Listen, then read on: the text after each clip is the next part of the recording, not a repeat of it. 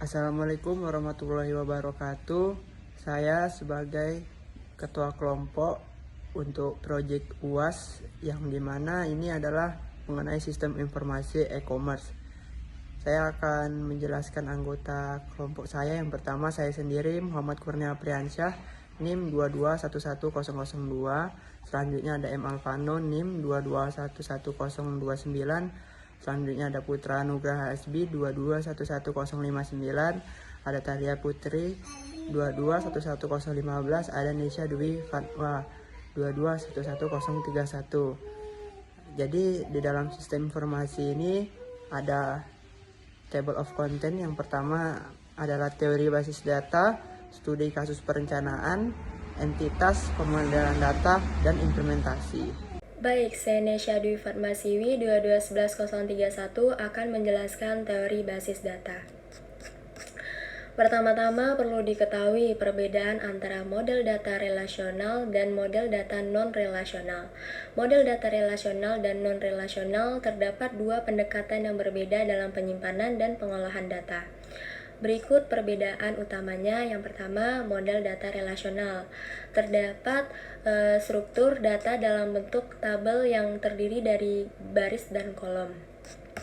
Terdapat hubungan antara tabel dijaga melalui kunci asing, memiliki skema tetap yang menentukan struktur tabel di awal. Query-nya menggunakan SQL, mendukung transaksi dengan properti ACID. Selanjutnya, yang kedua, model data non-relasional. Terdapat data yang tersimpan dalam bentuk seperti dokumen, grafik, kolom, atau bentuk lainnya, tergantung pada jenis database-nya. Dan keterkaitan data lebih fleksibel, tidak selalu mengikuti struktur yang sama. Skema dinamis memungkinkan perubahan struktur data tanpa pembaruan skema global. Query bergantung pada jenis database non-relasional tertentu, tidak ada bahasa pertanyaan universal. Fleksibel dalam skalabilitas dan dapat mendukung model transaksi terbatas atau bahkan tidak mendukung transaksi sama sekali. Selanjutnya, fungsi SQL dalam pengelolaan basis data relasional. SQL memiliki beberapa fungsi utama dalam pengelolaan basis data relasional. Yang pertama, pendefinisian data dan manipulasi tabel. SQL ini digunakan untuk membuat tabel dalam basis data, menentukan tipe data untuk setiap kolom, dan mendefinisikan kunci asing untuk menghubungkan tabel. Yang kedua, pengambilan data atau query. SQL ini memungkinkan pengguna untuk mengambil data dari satu atau lebih tabel menggunakan perintah select. Query ini dapat digunakan untuk menyaring, mengurutkan, dan mengelompokkan data. Yang ketiga, pembaruan dan penghapusan data. SQL ini mendukung perintah update untuk memperbarui data yang sudah ada dan perintah delete untuk menghapus data dari tabel. Yang keempat, optimasi query. SQL ini menyediakan fitur untuk menyusun query yang efisien menggunakan perintah seperti join, group by, dan having. Dengan fungsi-fungsi ini, SQL menjadi bahasa yang sangat penting dalam pengelolaan dan manipulasi data dalam sistem basis data relasional. Selanjutnya, mengapa pentingnya normalisasi dilakukan dalam basis data? Baik, normalisasi dalam basis data sangat penting karena mengurangi redundasi data, mencegah anomali data, meningkatkan integritas referensial, optimalisasi kinerja query, memudahkan pemahaman struktur data, dan memberikan fleksibilitas dalam pemeliharaan. Saya akan melanjutkan tentang kedua, yaitu studi kasus perencanaan. Nama saya Putra Nugraha SB, NIM saya 2211059. Saat kita memasuki era digital yang semakin maju, peran e-commerce dalam dunia bisnis tidak dapat diabaikan lagi. Sistem informasi e-commerce dapat tulang punggung operasi online yang sukses. Beberapa fitur kegunaannya adalah manajemen yang efisien, manajemen produk, pemantau penjualan, analisis data, dan penanganan pesanan. Skenario ini mencerminkan interaksi yang umum terjadi dalam penggunaan sistem informasi e-commerce, mencakup pengalaman pelanggan yang mulus dan kemampuan pemilik toko untuk mengelola dan mengoptimalkan operasional bisnis mereka. Entitas yang digunakan adalah satu, dalam pembuatan sistem informasi e-commerce menggunakan entitas antara lain adalah admin. Penjelasan entitas admin mencakup informasi tentang administrator dan pengelolaan sistem e-commerce. Data yang disimpan dapat mencakup di ID, strip admin, nama admin, dan level administrasi. Yang kedua adalah produk. Entitas produk mencakup informasi produk yang dijual di platform e-commerce. Data yang disimpan mencakup adalah ID, strip produk, nama produk, harga, jenis produk, dan stok. Yang ketiga adalah penjualan. Entitas penjualan mencakup informasi setiap transaksi penjualan yang terdapat di platform e-commerce. Data yang disimpan melibatkan detail pesanan, produk yang terjual, jumlah, total biaya, status pengiriman, dan tanggal transaksi. Yang keempat adalah pembeli. Entitas pembeli mencakup informasi tentang pelanggan atau pembelian platform di e-commerce. Data yang disimpan dapat mencakup data adalah alamat pengirim, informasi kontak, dan riwayat pembeli. Yang kelima adalah pemasaran. Entitas pemasaran mencakup informasi dan kampanye pemasaran atau promosi yang dijalankan dalam platform e-commerce. Data yang disimpan mencakup target audiens dan anggaran. Sedangkan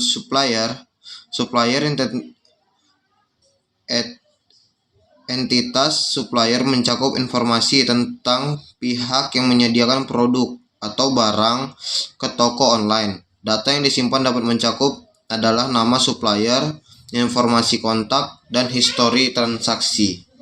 Soal nomor 3 yaitu pemodelan data. Di sini kita mempunyai entitas dan atribut. Entitasnya di sini ada sekitar 6. Yang pertama adalah admin. Entitas admin mempunyai atribut level, ID admin, name admin. Lalu kita mengelola ke entitas pembeli. Pembeli mempunyai 4 atribut yaitu ID pembeli, NIM pembeli, alamat, dan nomor telepon. Lalu kita mengisi pemasaran. Di situ mempunyai atribut ID pembeli, ID pemasaran, dan penjualan. Lalu kita mempunyai entitas produk, mempunyai atribut jumlah stok, harga, jenis produk, ID produk, dan NIM produk. Lalu akan kita jual yang mempunyai entitas penjualan yaitu atributnya waktu, jumlah stok, ID penjualan, ID pembeli, lalu ID produk. Disuplai oleh supplier. Sedangkan entitas supplier mempunyai nomor telepon, ID supplier, nama supplier, dan alamat. Selanjutnya saya akan menjelaskan entitas relationship diagram sesuai desain yang telah dibuat. Untuk tabel produk, ID produk, integer, primary key, nama produk varchar, jumlah stok integer, harga desimal, jenis produk varchar. Tabel pemasaran, ID pemasaran, integer, primary key, ID pembeli, foreign key, penjualan desimal. Selanjutnya tabel admin, ID admin, integer, primary key, nama admin varchar, level varchar.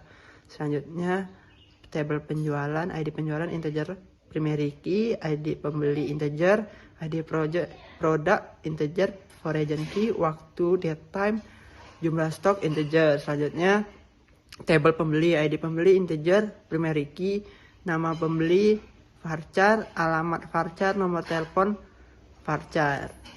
Supplier, ID supplier, integer, primary key, nama supplier varchar, alamat varchar, nomor telepon varchar. Baiklah, selanjutnya bab 4 implementasi. Yang pertama adalah membuat database. Di sini kita lihat create database sesuai nama database-nya e-commerce. Selanjutnya kita akan membuat table admin.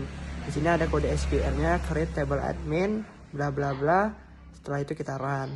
Selanjutnya create table pembeli. Ini adalah perintah SQL-nya sesuai create table pembeli, ID pembeli, dan seterusnya. Selanjutnya adalah create table product. Di sini ada SQL-nya yang bisa kita lihat pada gambar. Selanjutnya kita membuat tabel pemasaran sesuai dengan SQL yang ada pada di gambar. Selanjutnya adalah tabel penjualan sesuai dengan SQL yang ada di gambar. Selanjutnya adalah tabel supplier sesuai dengan SQL yang ada di gambar. Create table supplier dalam kurung ID supplier integer primary key, nm underscore supplier varchar dalam kurung 255, alamat varchar dalam kurung 255, nomor underscore telepon varchar dalam kurung 15 dalam kurung titik koma. Selanjutnya kita tekan run dan kita jalankan perintah codingnya. Baik, saya Talia Putri Veronica akan menjelaskan tentang mengisi tabel dengan data sampel minimal 20 data sampel. Yang pertama, insert 20 data tabel admin, mengisi tabel admin, insert into admin, ID admin, nama admin, level, values, bla bla bla. Kedua, insert 20 data tabel pembeli, mengisi tabel pembeli, insert into pembeli, ID pembeli, nama pembeli, alamat, nomor HP, values, bla bla bla. 3. Insert 20 data tabel pemasaran, mengisi tabel pemasaran, insert into pemasaran, ID pemasaran, ID pembeli, penjualan, values, bla bla bla. 3. Insert 20 data tabel produk, mengisi tabel produk, insert into produk, ID produk, nama produk, jumlah stok, harga jenis produk, values, bla bla bla. 4.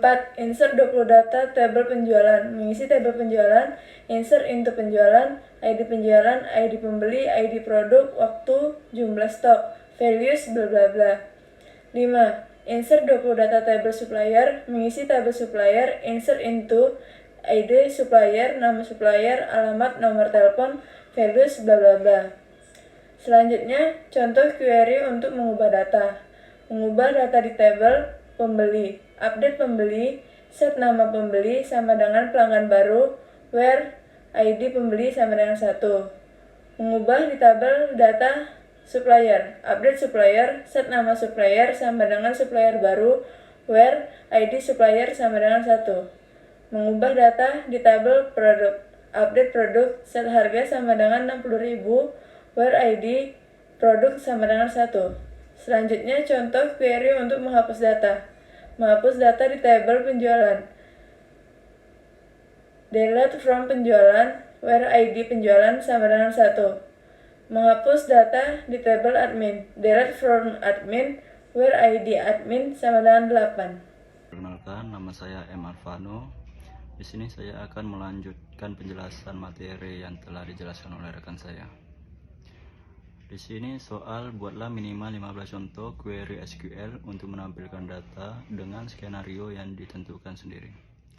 Di sini kami membuat sekitar 20 contoh query SQL dengan total penjualan yang berbeda-beda sesuai pada tabel. Selanjutnya nomor 2 menampilkan produk dengan stok terbanyak.